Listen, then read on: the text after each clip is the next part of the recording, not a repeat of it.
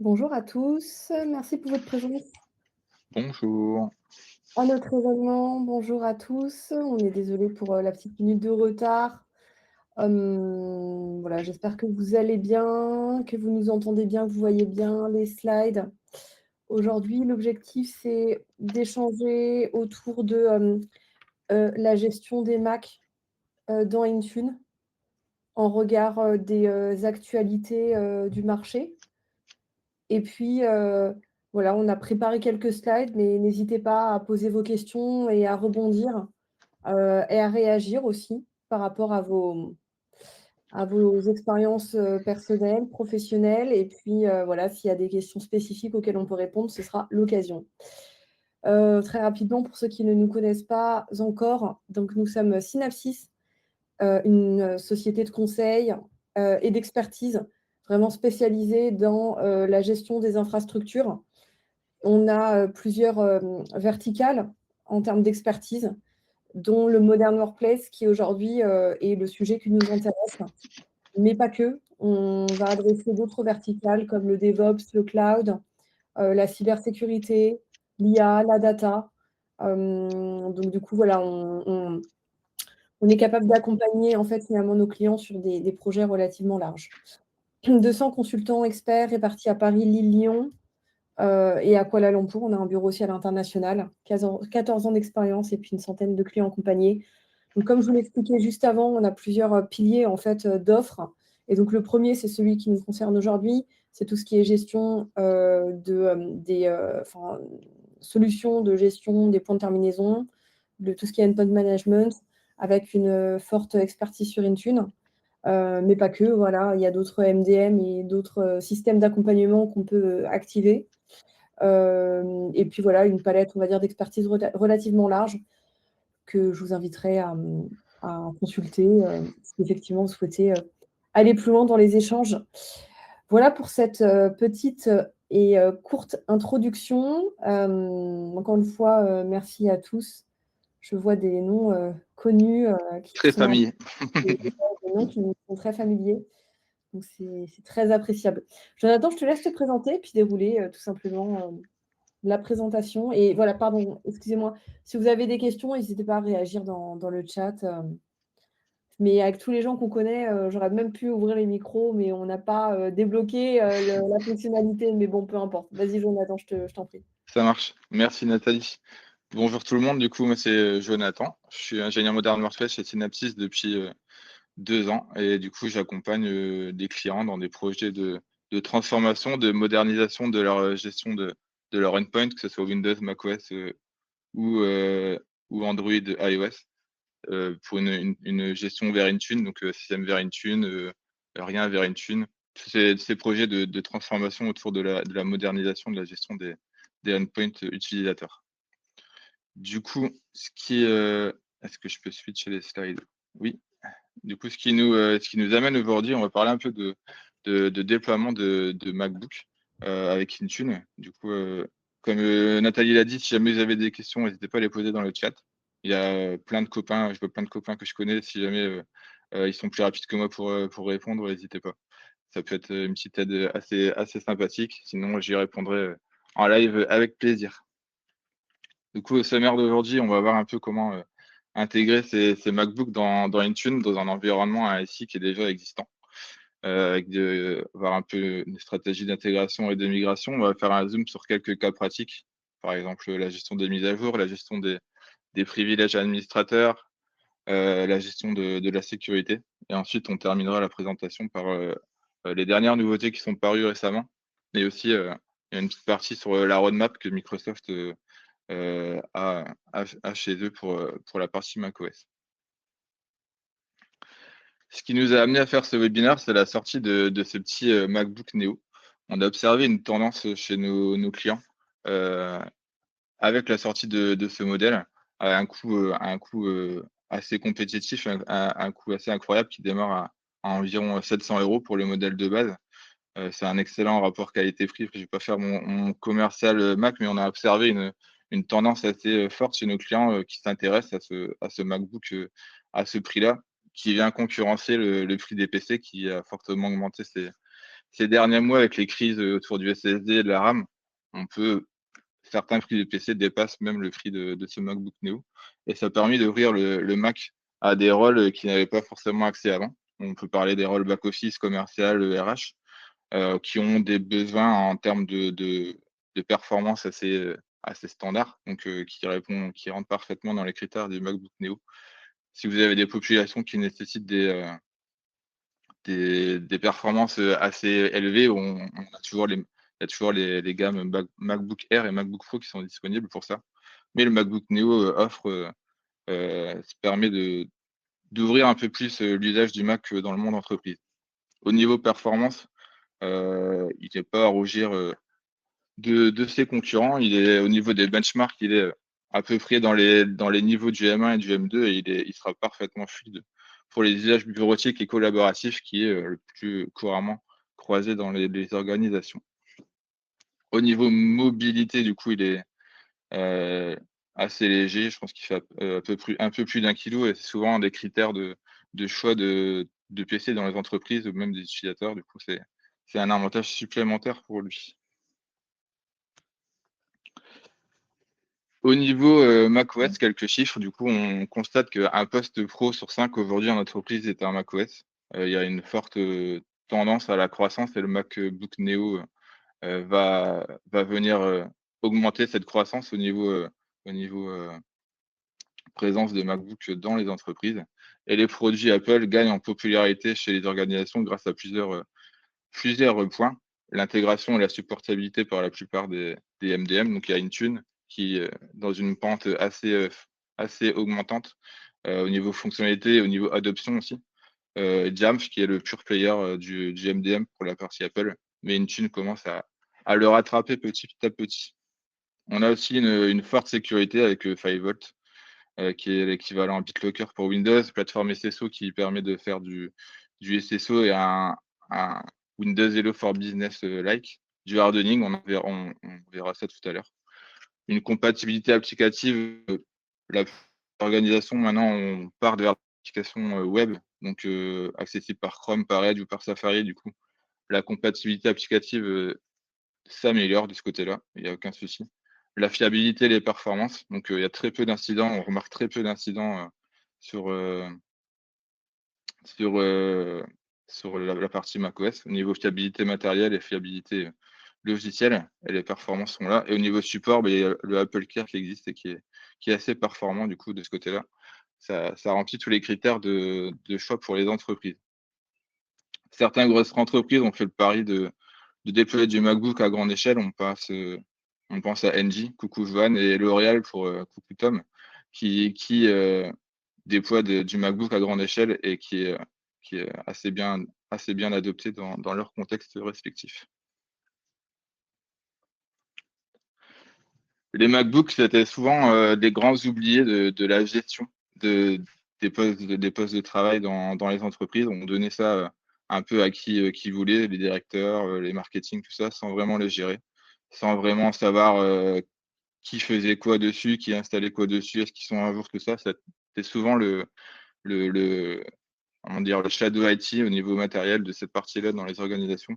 On remarque aujourd'hui que les entreprises veulent reprendre le contrôle sur la gestion de ces matériels qui ont été souvent donnés un peu comme ça à certains privilèges, ce genre de choses. Du coup, on remarque souvent une tendance à vouloir reprendre le contrôle là-dessus pour des raisons de sécurité, pour des raisons de conformité, savoir un peu ce qui se fait dessus. Donc, avec une solution MDM, vous allez pouvoir gérer toutes les parties que vous voyez là sur les slides. Donc, la sécurité, avec l'application de profil de sécurité, du hardening, de la conformité. Donc, voir un peu ce qui se passe sur les parcs avec tout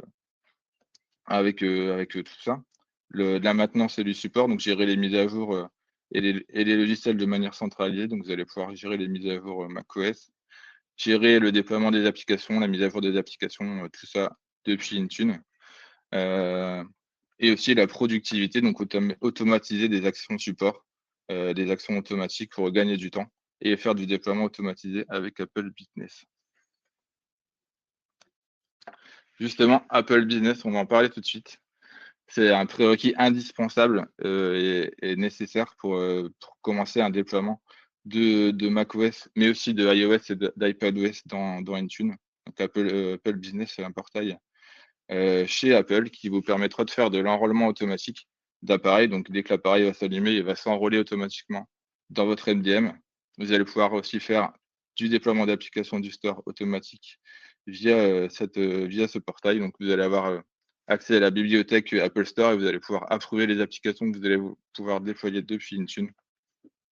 Et les appareils qui sont enrôlés via Apple Business sont entre guillemets, ce qu'on appelle en mode supervisé, donc ce qui leur offre une gestion un peu plus renforcée que si on enrôle manuellement le device par le compagnie portal, par exemple. Et aussi le fait d'enrôler le device par le compagnie portal, ça augmente aussi les risques d'erreur.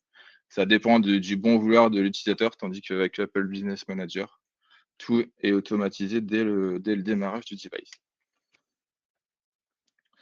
Pour Apple Business Manager, vous avez deux solutions pour importer les devices. Soit vous demandez à votre revendeur directement, qui va pouvoir importer directement les devices dans Apple Business. Ou soit vous pouvez le faire dès le démarrage du device avec une petite application iOS qui s'appelle Apple Configurator. Vous allez scanner l'écran à partir d'un certain moment, scanner l'écran et il va faire le rattachement directement à Apple Business et vous allez pouvoir profiter de l'enrôlement automatique dès le démarrage du device. Un petit tour côté stratégie d'intégration ou de migration. Du coup, on parle d'une stratégie en 4 points, voire 5 points pour une migration. On ne l'a pas fait apparaître là, mais on aurait pu. Pour une intégration, du coup, on va d'abord vérifier les prérequis, donc les versions de macOS compatibles avec Intune. Aujourd'hui, on a macOS compatible 14, macOS 14, pardon, qui est compatible avec Intune, macOS 14 et plus. On va vérifier si on a les licences Intune utilisateur, sachant qu'avec une licence Intune utilisateur, on peut enrôler 5 devices.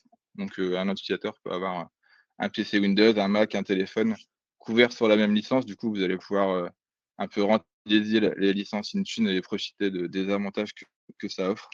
S'inscrire à Apple Business Manager, on peut barrer Manager, ça n'existe plus, maintenant c'est Apple Business pour pouvoir faire de l'enrôlement automatisé dès le démarrage. Ensuite, on va associer Intune à Apple Business via ce qu'on appelle un token. Donc, c'est un token qui permet de faire la liaison entre les deux plateformes et ainsi pouvoir faire des déploiements automatisés. Donc, c'est un token qui est à renouveler tous les ans. Du coup, c'est une petite routine à mettre en place, mais vous pouvez trouver des scénarios qui peuvent vous avertir quand le token expire plutôt que d'aller voir dans la console ou d'oublier de le renouveler. Il y a des choses qui existent pour pouvoir envoyer des notifs via un outil de supervision de ce côté-là. Ensuite, il va falloir préparer la plateforme, donc ce qu'on appelle la configuration dans Intune, donc créer des profils de configuration en fonction de vos besoins, de vos cas d'usage. Donc on peut parler de Wi-Fi, de hardening, de certificats, de configuration de navigateur, autres, de profils de confidentialité. On va pouvoir déployer les applications, donc que ce soit via VPP. VPP, c'est le déploiement via Apple Business Manager. Du coup, on approuve les applications et on les déploie via Intune, ou sinon vous allez pouvoir importer vos propres applications, donc en format PKG ou en format DMG. Le plus courant, c'est les formats PKG. Avec le format PKG, vous allez pouvoir aussi exécuter des scripts de pré-install et de post-install. Donc, c'est très utile dans des cas, ici par exemple, pour déployer le DR, on a besoin d'exécuter un script de post-install pour relier le DR à son tenant de configuration. Du coup, on importe le PKG, on peut exécuter un script de post-install pour venir configurer le logiciel ou un script de préinstall pour désinstaller un logiciel avant d'installer un logiciel B. C'est assez puissant et c'est assez simple à comprendre. On va venir aussi créer des règles de conformité. Est-ce que le mot de passe est-ce que le mot de passe du Mac il est bien conforme? Est-ce que l'OS, la version de l'OS est bien conforme? C'est des choses qu'on peut gérer en conformité et on verra dans la roadmap qu'il y a quelques nouveautés dessus. Dans le cas d'une migration, il y a une étape supplémentaire, ce sera de faire un audit de ce qui existe dans votre précédente solution, savoir qu'est-ce qu'il y a à garder et ensuite le transposer dans Intune. On ne l'a pas noté là, mais c'est quelque chose qui est assez classique. Une fois qu'on a configuré la plateforme, que tout est OK, ben, on va pouvoir déployer ça directement sur les devices des utilisateurs, donc les enrôler. Donc, On est toujours prudent, donc l'idée, c'est de migrer sur Parlo, faire un groupe pilote, voir un peu le ressenti, est-ce qu'on a des adaptations à faire, et ensuite déployer à plus grande échelle en lot. C'est toujours la recommandation qu'on aura à vous faire de ce côté-là. Au niveau migration, les scénarios de migration, donc les nouveaux Macs, c'est assez simple. On les fait ajouter dans Apple Business et on peut faire l'enrôlement automatique avec l'ADE, donc c'est automatique déploiement, le déploiement automatique. Donc ça se fait directement au démarrage du poste avec, avec ça. Et pour les Macs existants, vous avez trois choix possibles. Soit on les réinitialise et on les enrôle par Apple Business. Donc, il y a une obligation de reset, donc il peut avoir un impact pour l'utilisateur, mais au moins vous effacez tout l'héritage et vous repartez avec une base propre. C'est la solution qu'on préconise le plus souvent chez nos clients. Le deuxième choix, c'est d'ajouter le serial number du MacBook directement dans Intune et le mettre dans ce qu'on appelle les corporate identifiers. Donc, c'est pour identifier les périphériques en tant que corporate et ensuite faire un enrôlement manuel via le compagnie portal. Donc ça, il y a des impacts aussi, ça nous demande des droits d'administrateur. Euh, mais ça peut avoir un impact sur ce qui est déjà en place sur le Mac. Donc c'est pour ça qu'on préconise de faire un reset. Et la troisième solution, c'est une petite solution, une petite fonctionnalité qui est sortie avec macOS 26 et qui est disponible directement dans Apple Business. J'ai pas encore eu l'occasion de la tester en vrai, mais j'ai pu voir quelques posts là-dessus. C'est la migration avec Apple Business, justement. Donc, vous allez avoir votre device dans Apple Business, vous allez venir lui affecter une nouvelle solution de gestion, par exemple Intune, et vous allez définir une deadline d'enrôlement. Et du coup, à partir de là, vous allez avoir des pop-up qui vont arriver sur le MacBook et qui vont dire, attention, l'organisation a défini un nouveau MDM, il va falloir que vous enrôlez avant telle date, avec une procédure qui va bien. Ça, c'est une fonctionnalité qui est sortie avec macOS 26. J'ai pas eu l'occasion de la tester. Je sais pas si mes collègues peuvent faire du retour là-dessus en chat s'ils l'ont testé ou pas. Mais c'est des choses qui existent et vous allez pouvoir trouver de la documentation assez facilement sur Internet. Excuse-moi, On va faire. il y a pas Oui, mal de questions. Je ne sais pas si tu regardes en parallèle. Alors, on a un peu nos envoyés spéciaux. ouais, Joël, on a un peu nos. ouais, c'est ça exactement. Et puis même Tom qui réagit. Mais si tu veux aussi, toi, regarder le chat et répondre aux questions en live, ça déroule tout du Ouais, long. j'ai pas regardé être Ouais, franc, j'ai pas regardé un peu le chat. Là, j'étais focus sur la présentation, mais je regarde ouais, ça sans voilà. problème. Sinon, de toute manière, je pense que les réponses fusent et les échanges sont là. Donc, pas de sujet. Ça marche. Merci la team Modern Workplace. Vous êtes cool. Du coup, on va faire un zoom sur quelques cas d'usage. macOS. Donc, c'est parti. Le premier cas le premier cas d'usage, j'ai vu passer des messages là-dessus dans le chat, c'est le plateforme SSO. Donc, plateforme SSO, c'est une fonctionnalité qui est sortie il y a quelques mois, peut-être même un an ou ça fait peut-être un an que c'est sorti, qui permet de faire de la réduction de mots de passe. Donc, c'est pour tendre vers un modèle passwordless. Et du coup, ça permet de simplifier l'authentification des utilisateurs en venant ajouter du SSO directement depuis l'ouverture de la session. Donc, il y a plus de double login. La connexion, elle a unifié, la sécurité, elle a renforcée. Et l'expérience, elle est super fluide. Et du coup, pour mettre ça en place, vous avez trois choix possibles. Le Secure Enclave, qui est un peu un Windows Hello for Business bis. Donc, ça va venir, vous allez pouvoir utiliser du passwordless avec Touch ID ou ce genre de choses pour pouvoir s'authentifier sur le MacBook et ensuite avoir du SSO avec les applications M365, par exemple. Vous avez la carte à puce, c'est un modèle que j'ai pas testé ni eu de retour d'expérience de ce côté-là. Et vous avez la partie mot de passe qui vous permet d'unifier le mot de passe local de votre Mac avec le mot de passe de la session Entra ID. C'est le mot de passe la méthode qui est entre guillemets la plus préférée des clients que j'ai pu rencontrer. Et je pense que mes collègues diront la même chose. C'est pour éviter en gros, pour éviter que l'utilisateur oublie son mot de passe Entra ID, ça permet aussi que le mot de passe local soit synchronisé avec le mot de passe Entra ID. Du coup, l'utilisateur ne l'oublie pas et c'est synchronisé automatiquement dès qu'il le change. C'est pour ces raisons-là que l'authentification par mot de passe est préconisée. Après, si vous voulez, vous pouvez faire du Secure Enclave pour faire du Touch ID ou de l'authentification biométrique si vous voulez, mais il faut connaître les impacts derrière et le risque d'oubli de mot de passe de l'utilisateur, de son mot de passe Entra ID, pardon. Le deuxième cas d'usage, c'est la fin du protocole MDM et la bascule vers un protocole DDM. Donc, historiquement, Apple utilisait ce qu'on appelle un système de gestion MDM. Il est en train de le remplacer par un modèle plus moderne qu'on appelle DDM, comme Declarative Device Management. Un système plus fiable, beaucoup plus rapide, où les appareils sont autonomes pour réappliquer les configurations si jamais il y a un changement qui intervient. Donc, l'appareil n'attend pas que le serveur lui renvoie les commandes, il est autonome pour pouvoir savoir ce qu'il a à faire. Du coup, il y a des commandes qui ont commencé à être basculées du modèle MDM vers le modèle DDM.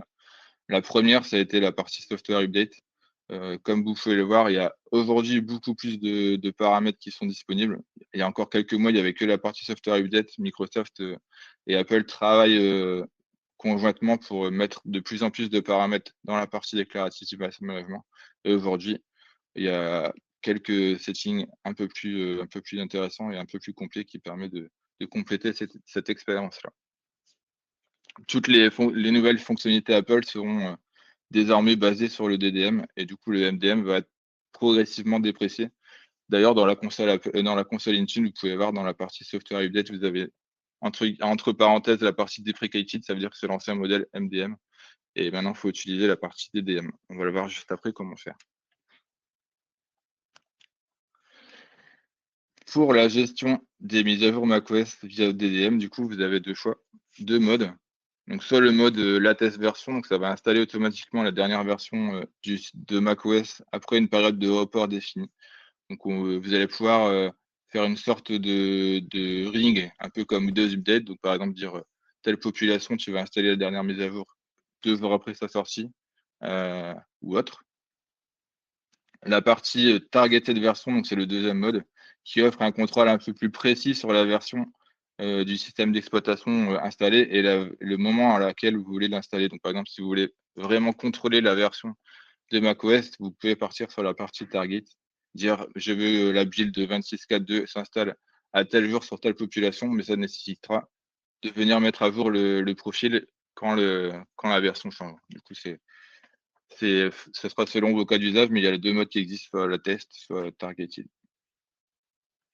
Vous avez une petite partie reporting quand vous allez sur la fiche d'un device macOS sur Intune, une petite partie software update.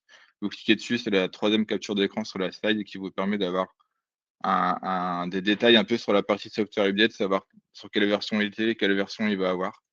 C'est assez bien foutu et c'est sorti avec la partie mise à jour via DDM et c'est assez sympa de l'avoir et d'avoir un peu de reporting sur cette partie-là. Alors, je vois une question d'Alexandre qui dit DDM va remplacer Intune.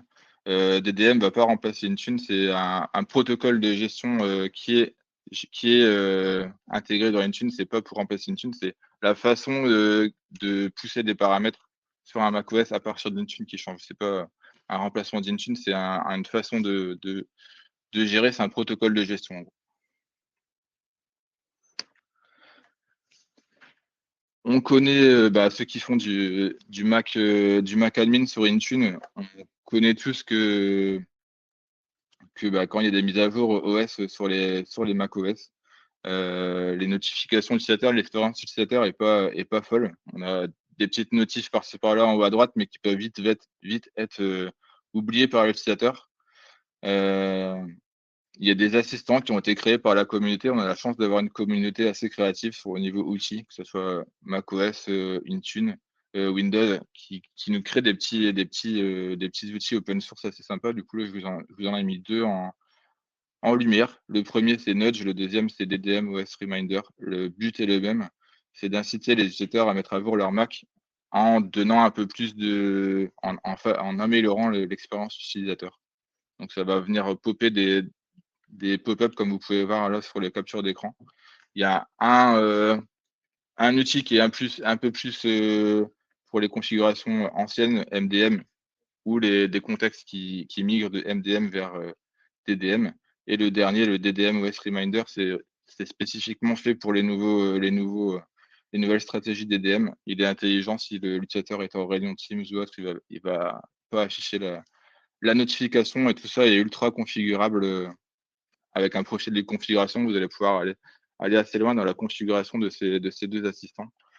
Si vous voulez améliorer l'expérience utilisateur au niveau de la gestion des mises à jour macOS, je vous invite vraiment à acheter un coup d'œil sur un de ces deux outils.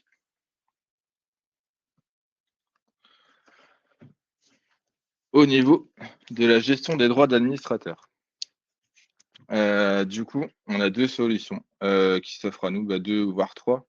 La première, c'est LAPS. Donc LAPS, on connaît tous LAPS pour Windows, qui est sorti depuis de nombreuses années.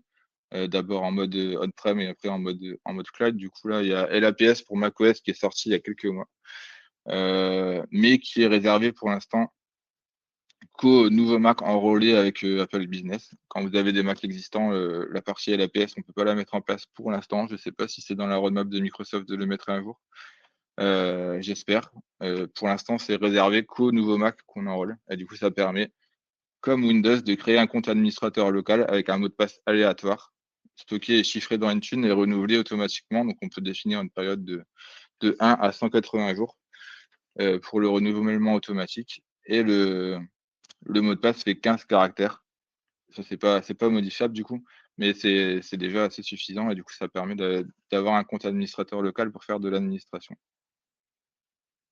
La deuxième solution, c'est toujours un petit outil qui a été créé par la communauté qui s'appelle Privilège, qui est déjà pas mal utilisé dans certains contextes. Je pense notamment à Johan chez NJ, je pense qu'il utilise ça pour ses utilisateurs. Et ça permet d'octroyer à l'utilisateur des privilèges administrateurs temporaires en cas de besoin. Si par exemple vous avez un utilisateur qui a besoin de mettre à jour un logiciel métier ou d'installer une application, avec privilège, vous allez pouvoir lui donner les privilèges administrateurs pour un temps défini et avec un rollback au bout d'un temps donné. Donc par exemple, vous configurez privilège pour 10 minutes, l'utilisateur va demander les privilèges administrateurs. Pendant 10 minutes, il aura les droits administrateurs. 10 minutes plus tard, privilège va le remettre en utilisateur standard. Et du coup, il restera en utilisateur standard pour faire ses tâches du quotidien. Un petit rappel, c'est que dans le meilleur des mondes, l'utilisation des comptes standards, c'est plutôt un prérequis, et ça renforce la sécurité du Mac, et c'est une des bonnes pratiques de sécurité. Du coup, ça, c'est pour les deux parties. Après, si jamais vous avez besoin d'un compte administrateur local, vous avez aussi une bibliothèque de scripts qui est fournie par Microsoft, des scripts bash qui vous permet de créer un compte administrateur local directement sur le Mac en déployant le script par Intune. Et du coup, ça va venir créer un compte administrateur local avec un mot de passe aléatoire par Mac. Un peu un laps, mais en mode script pour les PC existants si jamais vous avez besoin. Et si jamais vous ne voulez pas utiliser privilège, par exemple. Au niveau sécurité hardening, là, je vais faire une petite dédicace à Van. C'est lui qui m'a fait découvrir cet outil-là. Il est super bien fait. Du coup, c'est Jamf Compliance Editor. Du coup, faites pas attention au nom. C'est parce que l'outil a été développé, on va dire spécifiquement pour Jamf, mais il fonctionne très bien avec Intune. Ça va vous permettre de faire un audit de sécurité de votre environnement macOS. Donc, vous allez lancer l'outil. Vous allez choisir le référentiel de sécurité. Donc, par exemple, CIS Benchmark Level 1, CIS Benchmark Level 2. Vous allez sélectionner et du coup, vous allez pouvoir auditer le système, savoir si à combien de pourcents vous êtes conforme au niveau de ces référentiels. Et vous allez pouvoir aussi générer tout un tas de profils de configuration de ce benchmark. Par exemple, vous choisissez le benchmark level 1. Vous allez pouvoir exporter toute la configuration level 1 en profil de configuration et venir l'importer dans Intune directement pour pouvoir le déployer sur votre parc Intune. Du coup, ça va vous aider à mettre en place de la sécurité du hardening en assez peu de temps et assez facilement sur votre parc Mac. Du coup, vous avez aussi un mode audit qui permet de sortir un PDF assez complet. Je ne sais pas si on voit sur la petite capture d'écran en haut à gauche, c'est un exemple, et qui va vous donner aussi toute la partie un peu de détails sur les paramètres et comment contrôler qu'ils sont bien en place et comment faire la remédiation par script si besoin, si jamais vous voulez pas utiliser les configurations de profile que l'outil vous propose. Donc c'est un outil super bien fait pour mettre en place du hardening et je vous invite à y jeter un œil si jamais vous êtes intéressé pour faire ça.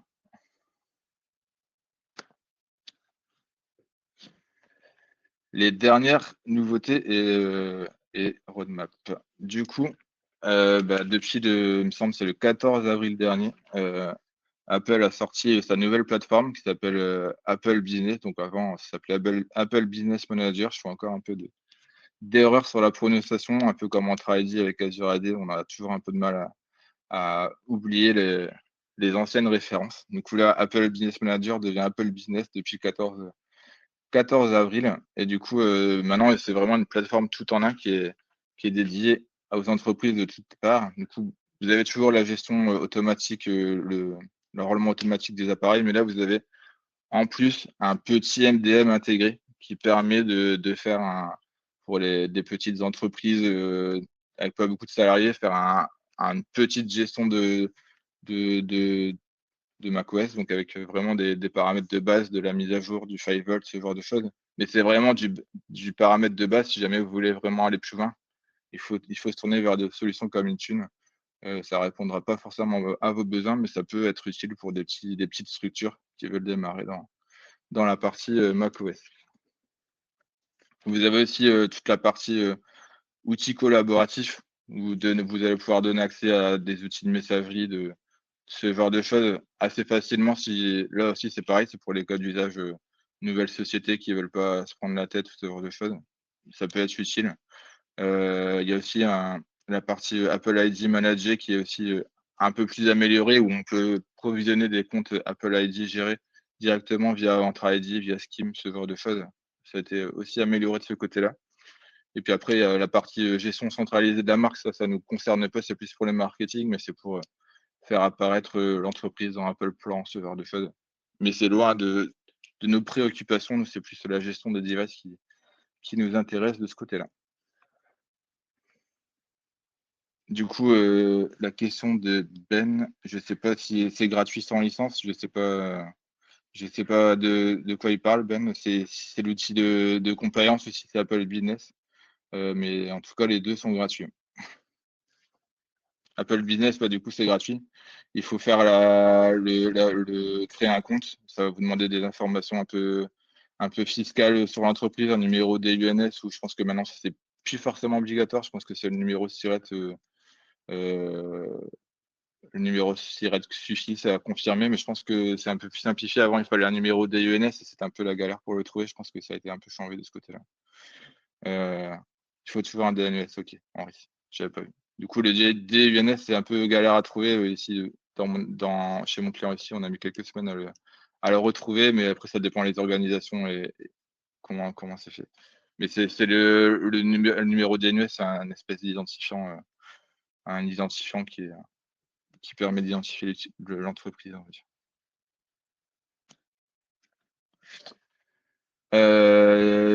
On va attirer l'intention sur cette partie-là. Donc, c'est la fin de Rosetta 2. Rosetta 2, c'était une technologie, c'était on va dire on peut appeler ça un framework, mais peut-être qui était conçu pour accompagner le passage des Mac Intel vers les puces Apple Silicon. Donc, c'était pour rendre compatibles les applications x86 pour les processeurs ARM, en gros, Apple Silicon. Du coup, il y a des applications des applications x86 où on devait installer Rosetta 2 en prérequis pour pouvoir les faire fonctionner sur Apple Silicon. La partie Rosetta 2 est bientôt en fin de vie. Apple a annoncé qu'avec macOS 28, la fin de support général pour les apps Intel avec Rosetta 2 était terminée. Du coup, si vous avez des applications qui nécessitent toujours Rosetta 2, sur votre parc, il sera peut-être le temps d'anticiper certaines actions, comme inventorier les applications qui sont dépendantes de cette partie-là et voir s'il y a des mises à jour qui sont, qui sont disponibles pour remplacer ces sources-là ou voir remplacer la solution et tester ensuite vos environnements sans Rosetta 2. On va aussi parler des MacBooks sous processeur Intel. Lors de son dernier événement WDCC 25, Apple a annoncé que la macOS Tao, donc la version en cours, c'était la dernière version compatible avec les Mac Intel. Donc, où macOS 27 ne pourra pas être installé sur les macOS Intel. Et du coup, les macOS Intel recevront uniquement des correctifs de sécurité à partir d'aujourd'hui et pendant 3 ans. Donc, si jamais vous avez une flotte de MacBook sous processeur Intel, il faudra peut-être aussi penser à les remplacer. Et du coup, le MacBook Neo peut être une alternative assez moins coûteuse de ce côté-là.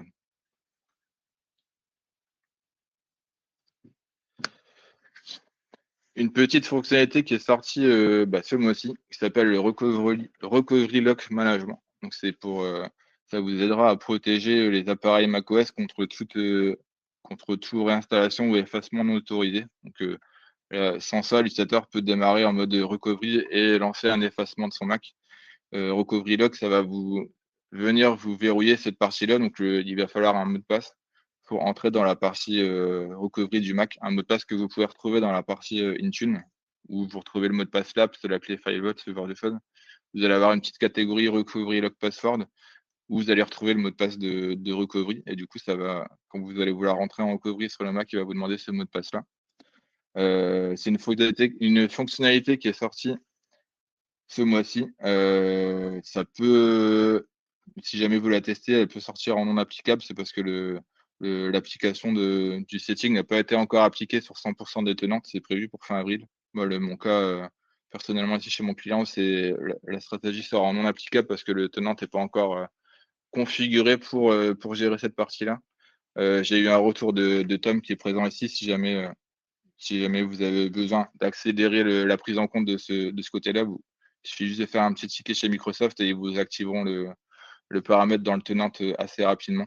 Mais pour l'instant, 100% des tenantes n'est pas encore couvert pour utiliser cette fonctionnalité-là, du coup. Je vois que Nicolas, c'est la même chose, du coup. Du coup, si jamais, Nicolas, tu veux accélérer, il faut faire un petit ticket chez Microsoft en leur disant que c'est non applicable. Ils feront le nécessaire pour t'activer la chose dans le tenant pour que ce soit applicable.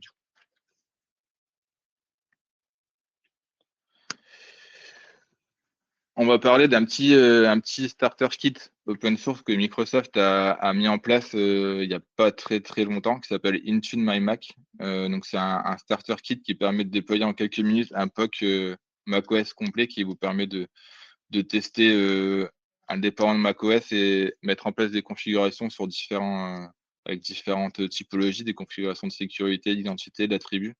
Du coup, c'est un script PowerShell à lancer. Ça va vous importer tout un tas de configurations entre guillemets, bonnes pratiques que Microsoft a mis dans le kit. Et ça va vous servir euh, d'évaluer la partie Intune macOS, d'apprendre un peu comment ça fonctionne et puis de démarrer un POC assez rapidement de ce côté-là. Après, c'est juste un POC, ça va donner des configurations de base, peut-être pas sans doute pas des configurations qui répondront 100% à vos cas d'usage. Du coup, après, il va falloir un peu plus compléter. Et donc là, nous, Synapsis, si vous besoin, on est là pour vous aider aussi. Au niveau roadmap, donc ce que Microsoft a prévu dans la roadmap macOS, c'est la dernière slide, je vois qu'on est dans les temps, donc c'est cool. Du coup, dans la roadmap, il y a quelques fonctionnalités sympas qu'on a retenues et qu'on va vous expliquer là aujourd'hui. Du coup, c'est le fait d'intégrer la partie Defender Risk Score dans les compliance. Du coup, si jamais vous avez un parc macOS avec du Defender for Endpoint intégré à Intune, tout ce qui va bien dans votre flotte macOS, vous allez pouvoir vous baser sur le risque de sécurité Defender pour gérer la conformité de vos Macs. Donc, vous avez le risque faible, moyen, haut. Et par exemple, on peut dire si le risque antivirus du MacBook il est à haut, on bloque l'accès à Microsoft 365. C'est des choses qui sont possibles pour Windows aujourd'hui. Ce sera des choses qui seront possibles demain pour macOS. J'ai pas d'horizon de date pour tout ça, mais Intune évolue assez vite. Tous les 15 jours, tous les mois, il y a des nouvelles fonctionnalités. Donc, ça se peut que ce soit dans les semaines, dans les mois qui viennent. Mais il faut rester connecté sur la page What's New de Microsoft ou sur LinkedIn ou autre, les actus sont partagées assez rapidement. La deuxième chose dans la roadmap, c'est le plateforme SSO pendant l'enrôlement automatique. Donc là, quand vous mettez du plateforme SSO en place, ça ne se met pas en place pendant l'enrôlement automatique, ça se met après. Vous avez une petite notif qui apparaît en haut à droite en disant enregistrez-vous dans le plateforme SSO en gros. Et donc l'utilisateur doit re-rentrer ses identifiants pour resynchroniser tout. Il est prévu que le plateforme SSO se configure automatiquement dans l'enrôlement automatique. Donc quand l'utilisateur va se connecter pour enrôler son Mac, le plateforme SSO va se mettre automatiquement en place directement à partir de cette partie-là. Ça va améliorer l'expérience utilisateur et ça sera cool, au moins le SSO sera mis en place directement. La partie custom compliance, ça va ressembler un peu à la partie Windows. Donc côté Windows, vous pouvez faire des custom compliance avec un script PowerShell et un JSON, etc. pour faire de la conformité un peu personnalisée, ça va aller checker des paramètres qui ne sont pas forcément disponibles. Du coup, on va pouvoir mettre ça aussi, faire ça aussi côté macOS. Donc je suppose avec un script bash, ce genre de choses, pour aller checker des paramètres bien précis selon vos cas d'usage, aller checker un service, aller checker la présence d'un EDR tiers. C'est des choses qu'on va pouvoir faire. Au niveau custom app détection, je ne sais pas si ce sera dans la partie application, où là, pour l'instant, on est dépendant un peu c'est fait de manière automatique au niveau de détection. Quand vous importez un PKG, les bundle ID, tout ça se mettent en place automatiquement. Là, je pense qu'on va pouvoir aller plus loin aussi de ce côté-là et mettre en place des règles de détection un peu customisées pour détecter la présence d'applications. L'enrôlement time grouping, c'est des choses qu'on voit déjà côté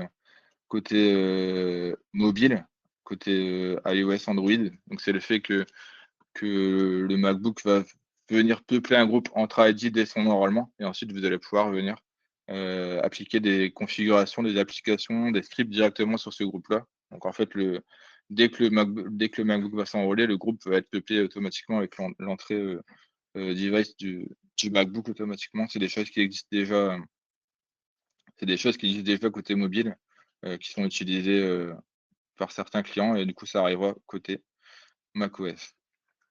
Et du coup, la dernière nouveauté sur la partie roadmap, c'est du just-in-time compliance remédiation. Donc, je suppose si le MacBook n'est pas conforme, il va y avoir on va pouvoir mettre en place une sorte de remédiation pour remettre le MacBook dans les rangs et ensuite le rendre conforme automatiquement.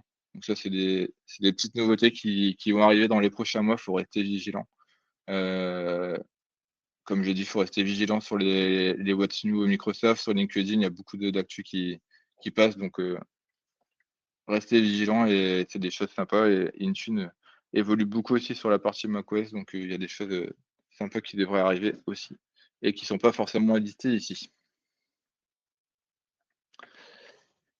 De mon côté, j'ai fini la petite présentation. Je ne sais pas si j'ai loupé des questions aussi. La Je pense team, que Modern oui, Workplace a été plus efficace que moi. Je les et remercie encore merci.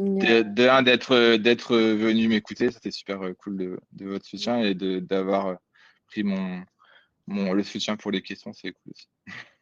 Oui, merci beaucoup. Du coup, Effectivement, je pense que pas que les personnes de chez Synaptic, je pense qu'il y a même et puis tout le monde aussi. ouais, des personnes qui se sont inscrites qui ont répondu au fur et à mesure. Donc, merci beaucoup. Ben, on espère que ça vous a plu. Merci beaucoup, Jonathan, pour avoir préparé cette présentation. Puis c'était à ton initiative. Pas de souci, avec plaisir. Je vois qu'il y a une petite question de Ben qui dit solution équivalente de BitLocker pour macOS. Du coup, Ben, c'est la solution équivalente, c'est Firebolt 2. Et du coup, c'est des choses que tu peux soit configurer pour des MacBooks existants ou soit le mettre en place dès l'enrôlement automatisé. C'est un profil de configuration assez simple à mettre en place et tu pourras trouver des informations. Et la clé de recouvrement, elle peut être récupérée dans la partie, tu vois, dans la fiche macOS de ton macOS sur Intune et tu as une partie recovery key de tête. Sur le côté, tu cliques dessus et tu as toutes les informations. Je pense que c'est là que tu peux la trouver. Merci à tous, en tout cas, pour votre présence et puis pour Ouais, vos merci à réactions. tous, c'était cool. Ouais. Merci Et pour puis, on vous votre souhaite voilà, présence et puis une bonne journée à tous. À bientôt sur un prochain webinar. Et merci, ouais. Jonathan. Merci à toi Nathalie, merci tout le monde, bonne journée, puis bon Au appétit.